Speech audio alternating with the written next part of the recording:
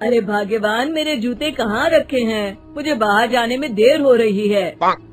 तभी मालती कमरे में आती है। ये रहे आपकी जूते। मैं इन्हें साफ करने के लिए ले गई थी। अरे वाह, तुम कितनी समझदार हो। मेरे बिना कुछ कहे ही सारे काम कर देती हो। तभी मालती झिझकते हुए रमेश से कहती है, सुनिए जी, आपसे एक बात कहूँ, बुरा तो नहीं मानेंगे ना? अरे नहीं नहीं, बेफिक्र होकर कहो। शादी से पहले मैं अपने मायके में नौकरी करती थी। मैं चाहती हूँ कि अब मैं फिर से नौकरी करना शुरू कर दूँ। वैसे भी सारा दिन घर में बोर हो जाती हूँ।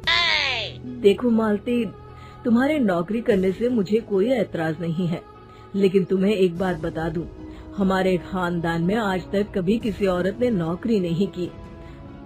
फिर भी एक बार तुम माँ से पूछ कर देखो, अगर वो तुम्हें नौकरी करने की इजाजत दे देती है तो अच्छी बात है। रमेश वहाँ से चला जाता है। फिर उसी शाम मालती अपनी सास के पैर दबा रही होती है। तभी उसकी सास मालती से कहती है, अरे क्या बात है बहू, आज तो ठीक तरह से मेरे पैर नहीं दबा रही। किसी ख्याल में खोई पड़ी है क्या? मैं भी तो जानूं आखिर बात क्या है। दरअसल वो माँ जी। अरे हाँ हाँ बोलो, इतना सोच क्यों रही हो? माँ जी, अगर आप बुरा न माने तो मैं नौकरी करना चाहती हूँ। घर के काम करने के बाद मेरे पास काफी वक्त बच जाता है। मालती की ये बात सुनकर उसकी सास गुस्से में कहती है, अरे बहू, तेरी तबीयत तो ठीक है ना? आज ये कैसी बहकी बातें कर रही है? भला हमारे खानदान में आज तक कभी किसी औरत ने नौकरी की है जो तू नौकरी करने की बात कर रही है, हैं? अरे बहू, तू क्या रिश्तेदारी में हमारी नाक कटाना चाहती है? जितना जल्दी हो सके अपने दिमाग से नौकरी का भूत उतार दे, और अब जा, जल्दी से रसोई में जा, खाना बनाने का वक्त हो रहा है। मालती मन मार कर खाना पकाने के लिए रसोई घर में चली जाती है। अगले दिन, नमस्ते माँ जी, कैसी हैं आप? अरे आओ आओ दिवाकर बेटा, बैठो, मैं तुम्हारे लिए चाय मंगाती हूँ। बहू, जरा एक कप चाय तो लेती आना। फिर दिवाकर एक फाइल खोलकर मालती की सास के सामने रख देता है। ये देखिए माँ जी, ये है पिछले महीने का हिसाब और ये रहे मुनाफे के रुपए। एक बार हिसाब देख लीजिए और इन कागजों पर अपने दस्तखत कर दीजिए।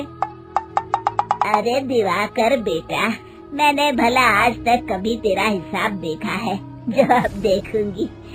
ला बता, कहाँ दस्तखत करूं? तभी मालती चाय लेकर वहाँ आ जाती है और अपनी सास को बिना कागजातों को पढ़े इस तरह लापरवाही से दस्तखत करते हुए देखकर हैरान रह जाती है। अच्छा माँ जी, अब मैं चलता हूँ, फैक्ट्री में बहुत काम है। फिर दिवाकर वहाँ से चला जाता है। कुछ दिनों बाद मालती बाजार में कुछ सामान खरीद रही होती है। तभी एक बूढ़ा आदमी उसे आवाज देता है, अरे मालती बेटी, कैसी हो? मुझे पहचाना? मैं तुम्हारी कंपनी में मुनीम का काम करता हूँ। हाँ चाचा जी, मैं आपको बिल्कुल पहचानती हूँ। कहिए, कैसे हैं आप? मैं तो ठीक हूँ। कंपनी में कुछ भी ठीक नहीं चल रहा, यहाँ तक कि हमें ठीक वक्त पर तनख्वाह भी नहीं मिलती। ये आप क्या कह रहे हैं? अब क्या बताऊँ, आप लोग तो कभी हिसाब किताब देखने दफ्तर आते नहीं। मेरी मानो तो एक बार आप लोग दफ्तर आकर सारा हिसाब किताब देख लो, आपको असलियत पता चल जाएगी। अच्छा बेटी, अब मैं चलता हूँ, देर हो रही है। फिर वो बूढ़ा वहाँ से चला जाता है। वहीं दूसरी तरफ मालती घर पहुंचकर अपनी सास को सारी बात बताती है। तभी वहाँ रमेश भी आ जाता है, लेकिन मालती की सास मालती की किसी भी बात पर विश्वास नहीं करती। तभी रमेश कहता है, अरे माँ, बिना आग के कभी धुआं नहीं उठता। जब मालती इतना कह रही है तो हमें एक बार दफ्तर चलकर देख लेना चाहिए। वैसे भी हम लोग काफी दिन से अपने दफ्तर नहीं गए हैं। इस तरह किसी एक आदमी के भरोसे काम छोड़ना मुझे भी ठीक नहीं लगता। अगले दिन वे सभी अपने दफ्तर पहुंचते हैं और सीधे दिवाकर के कैबिन में जाते हैं। अचानक सबको एक साथ देखकर दिवाकर चौंक जाता है। अरे माँ जी, आप सब लोग अचानक यहाँ कैसे आ गए? अगर कुछ काम था तो मुझे एक फोन कर दिया होता, मैं आपके घर आ जाता। तभी मालती की सास कहती है, अरे दिवाकर बेटा, आज मैं हिसाब देखने दफ्तर आई हूँ, जरा मुझे पिछले 6 महीनों का हिसाब दिखाना तो बेटा। दिवाकर घबराते हुए हिसाब की फाइल मालती की सास को देता है। मालती की सास फाइल लेकर मालती को देती है और कहती है, ले बहू, देख ले हिसाब। मालती फाइल को बड़े गौर से देखती है और अगले ही पल उसे सारी गड़बड़ी समझ में आ जाती है। वो अपनी सास से कहती है, माँ जी, मुनीम चाचा बिल्कुल सही कह रहे थे। हमारी कंपनी में पिछले 6 महीनों में जितना मुनाफा हुआ है, हमें उसका आधा पैसा भी नहीं मिला। यूँ समझ लीजिए कि 1 रुपये में सिर्फ चवन्नी ही हमारे हाथों में आई है। मालती की बातें सुनकर मालती की सास गुस्से से दिवाकर को पूछती है, क्यों दिवाकर, मेरी बहू जो कह रही है वो सच है? दिवाकर समझ जाता है आज उसका भांडा फूट चुका है।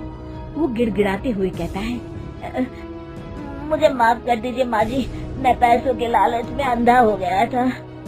अरे वाह दिवाकर, तू तो 1 नंबर का चोर निकला।